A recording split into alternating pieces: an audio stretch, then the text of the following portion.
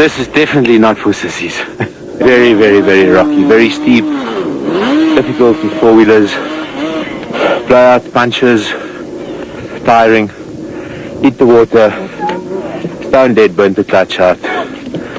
That's the race.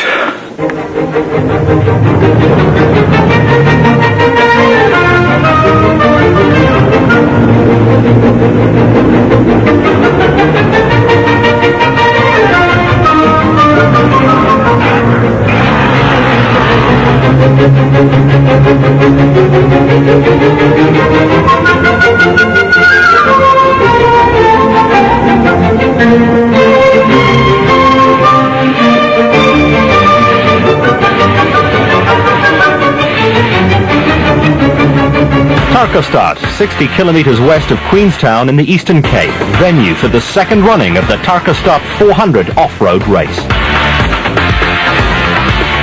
The Settlers Off-Road Motor Club have produced a challenging setup for this one, and the Tarkastad Heat will provide probably the biggest obstacle. It's a popular race with the local community, farmers making their private land available for the 200-kilometer circuit. The competitors will go round it twice in a clockwise direction. Joining us is Kenny Schulthammer, the acclaimed South African off-roader, having wrapped up virtually every race in the book in his career, including the Roof of Africa on 2 and 4 wheels. Kenny, nice to have you along. Thanks, Glenn. Kenny, pictures here of the day before the Friday, before the Saturday race. This is the final prep, the scrutineering. You'll draw your race numbers, your start position. As there's no time trial this year, that means you have to go flat out for the duration of the race, and they recalculate the times at the end of the race. Well, you know, it's the first race of the year, and I mean, everybody's always hungry for a win, and, you know, it depends who's had a good Christmas or not, and, you know, I'm just going to take each race as it comes and, you know, ride the race that I know that I can race, and hopefully it's going to be good enough for the win. I reckon, yeah, by 7:30, 8 o'clock, it's going to be pretty hot already. And tactics for the race? First event of the season, we've actually just got to go out and do our best. So there's not much that you can do other than just give it all from the beginning, I suppose. Yeah, I'm ready. I've been training hard. I've been in the gym. Had a very bad start to the season last year. We actually missed out Tarkastad due to an injury. So I'm looking forward to this year. I'm going to go out there and take it easy. I'm trying not to hurt myself or anything. I'm going to try to be consistent this year. Temperature's going to be a big factor today. It's before 7 in the morning, it's already about 32 degrees. It's going to get about 37 degrees today. I think guys are going to get a big surprise out there because weather conditions are going to be very harsh. We're going to run out of water. People are going to be dehydrating. We're going to get very tired in the second loop when lunchtime comes. So it's going to be a hard day out there today. Last year it was a 200cc class that I had a lot of competition, and this year I've got even more. I've got Darryl Curtis, Graham McLaughlin, and so forth, a lot of guys. I've been riding bike for 5 years, then I've been riding quads for 2 years. I want to finish, I don't want to win. Temperatures are hot, and they're going to be a major telling factor there today. Yeah. You ready? Fit well? Yeah, put a lot of preparation in the car, put a lot of work in, we're ready to give it a go. We're having to run the Class E car today, just for the first event, the diesel. And then from then on we'll have the V6 and we'll move to Class D.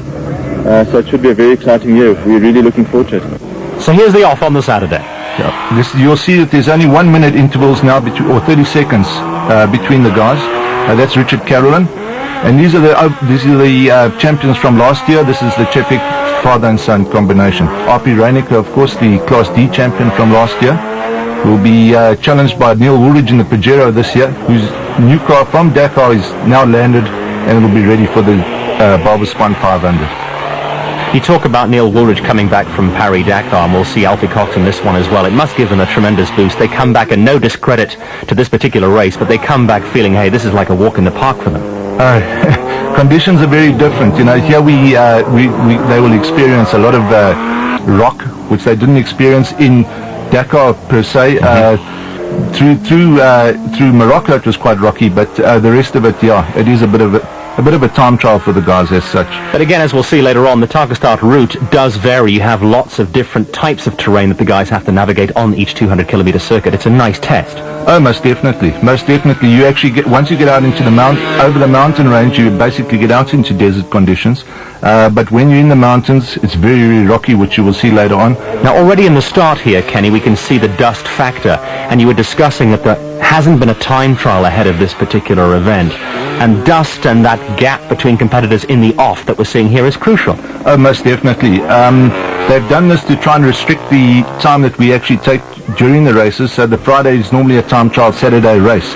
But the guys are finding that with the economy the way it is, they're battling to get off for 3 days for the race. So here we have, for example, bikes going off 2 at a time. 2 at a time, 30-second dust gaps. But those, as you see now, these guys, they're going to be scratching with each other for the duration of the day. The quicker guys will get into the front, but it does tend to be a problem because if you've drawn a low number, for example, there 316 going out on his own. Right, he could be one of the quicker competitors. Okay, he then has to catch up to say Alfie or the leader at the time, and if he's caught up to Alfie, he could just then ride on Alfie all day, and on adjusted time he would be the winner. Okay, we've seen the start, and again, you're very familiar with doing these sort of races. Does everybody get particularly excited at the start or say, hey, that's where all the camera guys are, that's where the crowd is, let's get the start behind me, let's get into the race proper? How do people feel about the start? Well, the guys get pumped up. They really do get pumped up. There's a lot of guys at a TV, they go crazy with the TV cameras. I won't mention their names now, but there are definitely a few guys. And yeah, when there's a camera, the guys really get pumped up. Obviously they make a lot of mistakes, but it's part of the deal. But this is what it's all about, getting out into the open and doing your thing. Sure, getting out into the open. When you are out there, there's nobody to assist you. The conditions don't allow for assistance and neither do the rules. You're not allowed outside assistance. So basically you start the race and you finish it under your own steam. This is Richard Caron. He's about to have a little bit of an oops. We'll discuss that with him later. Now what's happened here is, that's a mistake. Whoa, in front of the TV cameras as well. Definitely, that's it. There's the perfect example. He overshot the turn. It's very difficult just to reverse these cars. Your vision behind you is very limited. So you see, he didn't try and reverse to try and correct the mistake. That's the Chepik boys going past him. Now Richard actually started in front of the Chepik, so he now has to catch up. This is RP Reinicke. Now again, he's avoiding the water there, unlike the previous competitor. Like rallying, do you have a navigation setup where you should know where this water's coming, or is it pretty much taking it as it comes in this sort of race? You do have a route schedule, but it's not very detailed, so they wouldn't be showing that water. So, and Richard is in a single-seater, which means that he's just flying it by the seat of his pants, basically. You have no prior knowledge of the course. The course is marked with day-glow markers, which the organisers go out and stick up before the race. We have pre-run teams that go out on motorcycles, and they actually check the route that it's marked. So for a single-seater, the guys, and for motorcycles, the guys will be able to find their way around without a route schedule. Well, you can see how much the dust and the heat, what sort of problems that's going to pose through the day, because this is only like 7:30 in the morning already, and these guys are going to be out here for 4 or 5 hours. Right, and I believe the temperature was up to like 31 degrees already. This is Marius Perrone. He's in a unique American car. It's called a Mighty Mag. Initially it came out with a Yamaha 2-stroke engine. It's now got a Golf motor in it, so it's very competitive. Here's a race car. We see so many of these vehicles in off-roading in South Africa. Yes, definitely. They are the most competitive vehicles in the space ram category. Obviously, there are different derivatives of them, but the suspension. What are the sort of things that the South African riders do to them? Is it, you're talking suspension, engine, chassis? What things can be changed to the race cars? Well, basically, you buy the chassis and you fit whatever motor you think is you would like to run, which makes it quite affordable because you're free to use any motor that you wish. In terms of the rules of off-road racing, are there any limits to the type of engine you can put into it? There are different categories. There's Class A, which is a 6-cylinder unlimited motor. The Class B, which is a 4-cylinder under 2 litre. Now this is Theo Kutsia. He's an artist from Bloemfontein. What on earth is he doing in this event?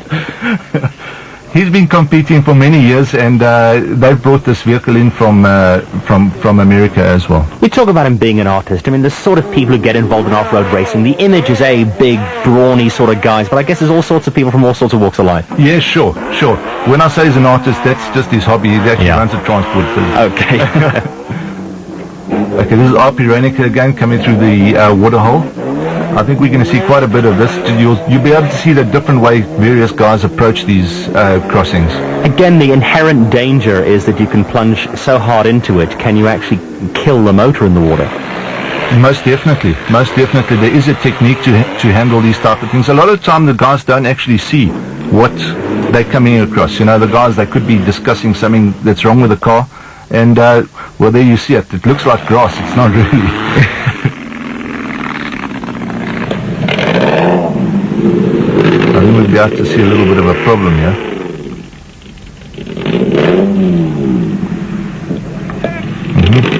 He's got a gear selection problem, it looks like.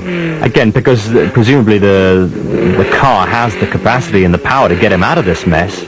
No, sure. But he's just, finding the wrong gears? Well, he's either selecting the wrong gear or he has a problem. It looks like he's got a problem and he's going to need some assistance. Assistance coming in, can the guys be taken from the water and continue on the event without penalty? Sure, they're there to assist the competitors and to unblock the route, as it were. And the unofficial Tarkastad emergency services doing a great job all day. I guess they were pretty busy, much like the drivers. This guy on his tractor was having a heck of a job all day.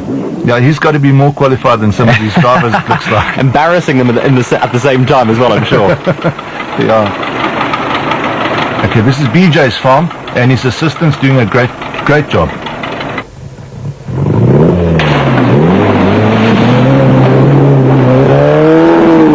That's a Class C car, which is more of a budget vehicle, which is the same as this, which makes the whole racing more affordable. So you can come in at any level, which is a great thing about off-road. The first 200 kilometer circuit complete then. Pit stop time, vitally important. First in is Richard Carroll.